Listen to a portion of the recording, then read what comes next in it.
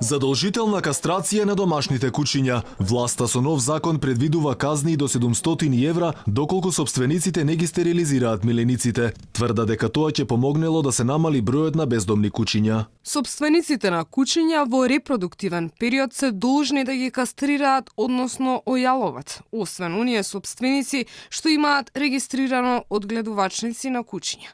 Трошоците за овие постапки се натовар на собствениците на кучињата. Стои во предлог законот кој што веќе е во собраниска процедура. Собствениците на кучиња шокирани, велат никој не може со сила да ги натера да ги кастрираме милениците. Тие се дел од нашите семејства. Па не би ни рекла, греота е. Животинче си е животинче. Уличните треба да се стерилизираат, како се кастрираат. Да се кастрираат. А оние домашните кои дома ги чуваат? Домашните, ако се под контрола, нема потреба. Зависи се, ако сака собственикот да се кастрира, нека се кастрира. Ако не сака, мислам тоа негова волја треба да биде. Во Сдруженијето за заштита на животните Анима Мунди сметаа дека кастрацијата треба да биде избор, собственикот да плаќа поголем данок доколку не сака да го стерилизира миленичето. Анима Мунди секако дека поддржува кастрација и стерилизација.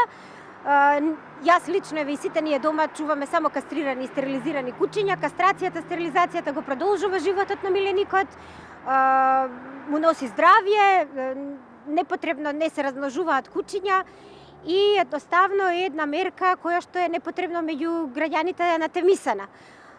Не представува голем трошок ако ние активистите можеме по 5 кастрирани кучиња да чуваме дома, зошто тоа не би можел секој да го прави. Освен овие законски измени, власта засега не презема ништо друго за решавање на проблемот со бездомните кучиња.